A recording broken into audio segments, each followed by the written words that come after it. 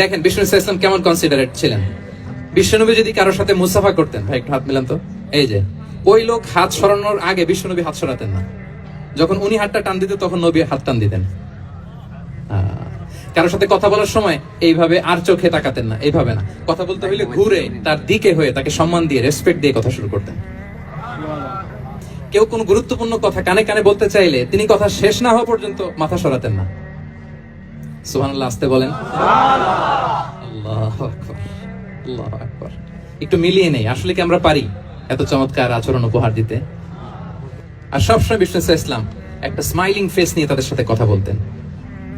দেখবেন যিনি মুচকি হাসে তাকে সবাই পছন্দ করে, আর যিনি গোমরা মুখ থাকে তাকে দেখতে ভালো লাগে। আমার ভালো লাগে না, আপনাদের লাগে? লাগে লাগে না, লাগে না। হাসি কিন্তু সংক্রামক, ইতিবাচক ভাবে সংক্রামক। আপনি হাসলে দেখবেন হেসে হেসে কথা বলে যার সাথে বলতেছেন তারও একটা হাসি। আপনি গোমরা মুখে থাকলে ওই ব্যক্তিও গোমরা মুখ, ঠিক কিনা বলেন? এবং মুচকি হাসলে স্বাস্থ্য ভালো থাকে, মানসিক স্বাস্থ্যের সাথে এটা সম্পর্ক আছে। মুচকি হাসবেন। মোবাইল বন্ধ করবেন। এই যে খুব দায়িত্বশীলতার সাথে উনি মুচকি হেসে হেসে ভিডিও করতেছেন। প্রিয় ভাইরা, মুচকি হাসবেন। বিষ্ণু বলেন তাবাসসুমুকা ফি ওয়াজহি আখিকা সাদাকা, your smile to your brother it's a charity. তোমার ভাইয়ের দিকে তাকিয়ে তুমি যে মুচকি হাসো, এটা সাদাকা দেওয়ার সওয়াব কামিয়ে ফেলো তুমি। সুবহানাল্লাহ। সাহাবারা বলতেন মা রাআইতু আহাদান আকসারা তাবাসসুমান মিন রাসূলিল্লাহ সাল্লাল্লাহু আলাইহি ওয়াসাল্লাম। বিশ্বনবীর চাইতে বেশি কাউকে আমরা কোনোদিন মুচকি হাসি দিতে দেখিনি। সুবহানাল্লাহ। মুচকি হাসেন তো আপনারা? হাসি। তো গোমরা মুখ করে রাখছেন কেন? হাসেন হাসেন, মুচকি হাসেন। হাসবেন। হাসতে পয়সা লাগে? না। হ্যাঁ, কত অন লাগে বলেন মুচকি হাসি দিতে? হ্যাঁ, আচ্ছা, লাগে না। তো মুচকি হাসবেন। হাসলে যদি সাদাকার সওয়াব হয় তো আমরা মুখ গোমরা করে রাখবো কেন? আমরা কি করব? হাসবো, মুচকি হাসবো। রাজি আছেন? কতটা কনসিডারেট ছিলেন দেখেন। এক বেদুইন, অক্ষর জ্ঞানহীন মানুষ, সভ্যতার ছোঁয়া তার মধ্যে লাগেনি। সে মসজিদে নববীতে ঢুকে একবার মসজিদে নববীর মাঝখানে পেশাব করা শুরু করলেন। কি করা শুরু করলেন? কোথায়? টয়লেটে? কোথায়? ইসলামের সবচাইতে দ্বিতীয় সবচাইতে পবিত্র জায়গা বিশ্বনবীর মসজিদের মাঝখানে। সাহাবারা তাকে মারতে উদ্ধত হলেন। বিশ্বনবী বললেন দাও, থামো থামো, এই থামো থামো। কারণ প্রস্রাব করার সময়, টয়লেট করার সময় হুট করে কাউকে ধমক দেওয়া যায় না, ডাকা যায় না, দরজায় বড় নক করা যায় না, নক করা যায় না। করলে তার ক্ষতি হতে পারে, এটা করবেন না। বিষ্ণু বললেন দাউ ওয়া হারিকু আলা বাউলিহি সাজলান মিন মা। এই রাখো রাখো, বেচারাকে পেশাব করতে দাও, করতে দাও, করতে দাও, পেশাব করতে দাও। সে পেশাব শেষ করলো। বিষ্ণু বললেন এক বালতি পানি ঢেলে দাও।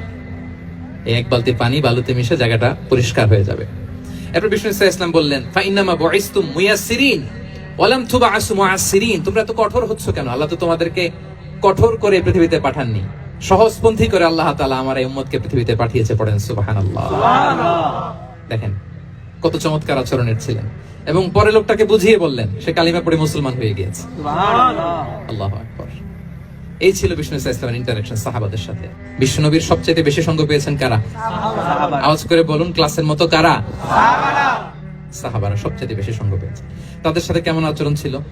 যে আয়াতটি দিয়ে আমি শুরু করেছি, আল্লাহ বলেছেন ফাবিমা রাহমাতিম মিনাল্লাহি লিনতা লাহুম ওয়ালাউ কুনতা ফাযযান গালিযাল কলবি লানফাদ্দু মিন হাওলিক। সাহাবারা বিশ্বনবীর এত ভালোবাসা পেয়েছেন, এত সুন্দর আচরণ পেয়েছেন, তারা বিশ্বনবীকে সব সময় আগলে রাখতে চাইতেন, ঘিরে থাকতে চাইতেন, তার সঙ্গ ছাড়তে চাইতেন না। পড়েন সুবহানাল্লাহ। সবসময় ঘিরে রাখতে চাইতেন। বাসায় ভাল লাগে না, বিশ্বনবীর কাছে চলে যেতেন। ওয়াইফের সাথে মনোমালিন্য, নবীর দরবারে চলে যেতেন। এমনকি কোন সাহাবীর পেটে যদি ক্ষুধা লাগতো, ঘরে খাবার না থাকতো, তারা বিশ্বনবীর কাছে চলে যেতেন। তারা বলতেন নবীর চেহারার দিকে তাকিয়ে থাকলেই আমাদের ক্ষুধা মিটে যেত। আগলে রাখতেন সবসময় বিষ্ণু ইসলামকে। এবং সাহাবাদের জন্য তিনি দোয়া করতেন প্রাণ ভরে। প্রিয় ভাইরা, দোয়া চাওয়া, দোয়া করা দুটোই সুন্নাহ। প্রাণ ভরে তিনি সাহাবাদের জন্য দোয়া করেছেন। বিষ্ণু ইসলাম একবার ওয়াশরুম সেরে এসে দেখলেন কে যেন অজুর পানি রেখে গিয়েছে। জিজ্ঞেস করলেন কে রেখেছে? বলা হলো আব্দুল্লাহ ইবনে আব্বাস রেখে, ছোট্ট আব্দুল্লাহ। বিষ্ণু ইসলাম খুশি হয়ে গেলেন, হায় রে, সে কিভাবে খেয়াল করলো, আমি এখন ওয়াশরুম থেকে আসলেই তো আমার অজুর পানি লাগবে। খুশি হয়ে একটা দোয়া করলেন তার জন্য। তিনি বললেন আল্লাহুম্মা ফাক্কিহহু ফিদ্দীন ওয়া আল্লিমহু তা'ওয়িল। মানে হে আল্লাহ, আপনি তাকে দ্বীনের জ্ঞান দেন এবং কোরআনের ব্যাখ্যা তারে শিক্ষা দেন। বিশ্বনবীর এই দোয়া এমন ভাবে কবুল হয়েছে, এই আব্দুল্লাহ ইবনে আব্বাস যত মুফাসসির পৃথিবীতে আসবে সকল মুফাসসিরদের সম্রাট হিসেবে আল্লাহ তাকে কবুল করেছেন। বিশ্বনবীর দোয়া তারা পেয়েছেন। উম্মে সুলাইম রাদিয়াল্লাহু তাআলা আনহা আনাস রাদিয়াল্লাহু তাআলা আনহুকে নিয়ে আসলেন, বললেন নবী হে, আপনি এসেছেন, আমরা যে এত খুশি মদিনাবাসী, সবাই দেখে আপনার হাতে কিছু না কিছু হাদিয়া দেয়, আমি কি দিব? কিছু দেয়ার নাই, কিছু দেয়ার নাই, আমি গরিব মানুষ, আমি আমার নাট ছেঁড়া ধন, কলিজার টুকরা আনাস, আমার শিশু সন্তানটারাই আপনারে হাদিয়া দিয়ে দিলাম। খোয়াই দিমুকা আনাস, নবী হে, সে আপনার ছোট্ট খাদেম হবে, আপনার কাজ করে দিবে। উদুল্লাহ আলাহ, আপনি তার জন্য একটু দোয়া করেন। বিষ্ণু দোয়া করলেন, কি দোয়া করলেন? আল্লাহুম্মা আকসির মালাহু ওয়া ওয়ালাদা, আল্লাহ আনাসের সম্পদও বাড়ায় দাও, ওয়া ওয়ালাদা, তার সন্তানও বাড়ায় দাও। দেখেন এই দোয়ার কি বরকত। এই দোয়ার বরকতে আনাস বলে মদিনাতে যত খেজুর বাগান ছিল সবগুলো খেজুর বাগানে বছরে খেজুর হতো একবার, কিন্তু নবীর দোয়ার বরকতে আমি আনাসের বাগানে খেজুর হতো বছরে 2 বার। আর উনার সর্বসাকুল্যে ছেলে মেয়ে ছিল কোন বর্ণনায় 78 জন, কোন বর্ণনায় 80 জন। আমাদের পুরো বংশে আছে 80 জন, কথা বলেন, আপনার পুরো গোষ্ঠীতে 80 জন আছে। উনার শুধু ছেলে মেয়ে, একজনের ছেলে মেয়ে কয়জন? 80 জন। বিশ্বনবীর দোয়া, কি ইন্টারেকশন দেখেন। একজন ট্রু লিডারের কি বৈশিষ্ট্য, তিনি সাহাবীদের ভালো গুণ দেখলে তাদেরকে উৎসাহিত করতেন, ইন্সপায়ার করতেন, প্রশংসা করতেন। আবু মুসা আল-আশআরী রাদিয়াল্লাহু তাআলা আনহু, তিনি রাত জেগে চমৎকার কণ্ঠে তেলাওয়াত করতেন। একদিন তার ঘরের পাশ দিয়ে বিশ্বনবী যাচ্ছিলেন, পরের দিন বললেন, আবু মুসা, আমি কিন্তু তোমার কণ্ঠ শুনেছি, বড় সুরেলা গলা তোমার। লাকাদ উতিতা মিজমারান মিন মাজামিরি আলি দাউদ, দাউদ নবীর গলায় আল্লাহ যে সুরের ঝংকার দিয়েছেন, এই উম্মতের মধ্যে আল্লাহ তোমার গলায় সেই সুরের লহরী ঢেলে দিয়েছেন। সুবহানাল্লাহ। আচ্ছা বলেন, নবী যদি প্রশংসা করে যে তোমার তেলাওয়াতটা খুব সুমধুর হয়েছে, তার কেমন লাগবে বলেন তো? আচ্ছা নবী বাদ দেন, শাইখ আব্দুর রহমান আস-সুদাইস এসে যদি আপনারে বলে তোমার কণ্ঠটা তো বড় মিষ্টি, তোমার কণ্ঠ রেসাইটেশন তো বড় সুন্দর, কেমন লাগবে আপনার? আর স্বয়ং বিশ্বনবী যদি বলে, সুবহানাল্লাহ পড়বেন না? আল্লাহু আকবার। এইভাবে বিষ্ণু ইসলাম সাহাবাদেরকে উৎসাহিত করতেন। মাঝে মাঝে প্রশ্ন করতেন, তাদের অ্যাটেনশন গ্রো করার জন্য তিনি প্রশ্ন করতেন। একবার বলেন দেখি, কে বলতে পারে ইন্না মিনাশ শাজারি শাজারা লা ইয়াসকুতু ওয়ারাকুহা মাসালুহা মাসালুল মুমিন, একটা গাছ আছে, এই গাছের পাতা ঝরে না, এর দৃষ্টান্ত মুমিনের দৃষ্টান্ত। কে পারো দেখি? কোন সাহাবী পারে না, কারণ তারা ভাবতেছিল দূরের ওই সিরিয়ার কোন গাছ হবে, অমুক জায়গার মরুভূমির গাছ হবে, ঘরের পাশে যে খেজুর গাছ ওইটা আর কেউ হবে না। প্রশ্ন যেহেতু করছে, এত সহজ উত্তর হইলে তো প্রশ্ন করার কথা ছিল না। তারা এইটা বলে, ওইটা বলে, ক্যাকটাস, গুলমলতা, ওই গাছ। নবী বলে না, ইন্নাহা আন-নাখলা, এটা খেজুর গাছ। কি গাছ? খেজুর গাছ। তো আব্দুল্লাহ ইবনে ওমর তখন খুব ছোট, তিনি মনে মনে ধরে ফেলছিলেন, কিন্তু ভয়ে বলে না।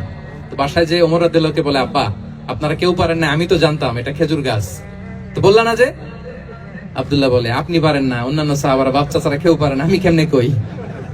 ওমর রাদিয়াল্লাহু বললেন, আজকে যদি তুমি বলতে পারতে লাল উট পেলে আরবরা যে যত খুশি হয়, আমি তার চেয়ে বেশি খুশি হয়ে যেতাম। সুবহানাল্লাহ। নবীর সামনে আমার বুকটা এত বড় হয়ে যেত।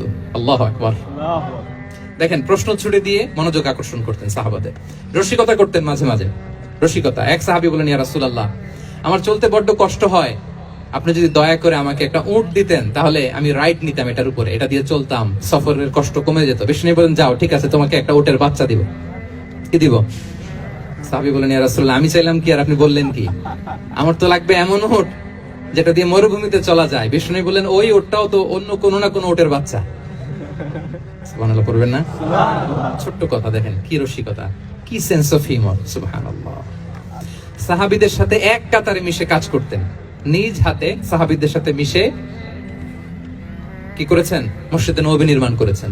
5ম হিজরিতে নিজে মরুভূমির বালু খনন করে পেটে পাথর বেঁধে পরীক্ষা খনন করেছেন সাহাবীদের সাথে। True leader. শুধু তাই নয়, সাহাবারা ভালো পরামর্শ দিলে সেটা অ্যাকসেপ্ট করতেন। আমাদের মধ্যে অনেকের একটা ইগোইস্টিক ঝামেলা আছে, বাড়ির কাজের মেয়ে বলছে, কাজের ছেলে বলছে, এই আমার স্টাফ বলছে, এটা আমি কেন শুনবো?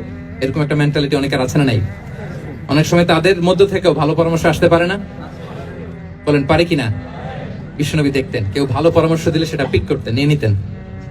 বদরের যুদ্ধে মুসলিম সৈন্যরা কোথায় ক্যাম্প করবে, বিশ্বনবী হঠাৎ একটা জায়গায় ক্যাম্প স্থাপনের নির্দেশনা দিলেন। হাব্বাব ইবনুল মুনজির রাদিয়াল্লাহু তাআলা আনহু, তিনি বললেন, ইয়া রাসূলুল্লাহ, অনুমতি দিলে একটা কথা বলবো। কি কথা?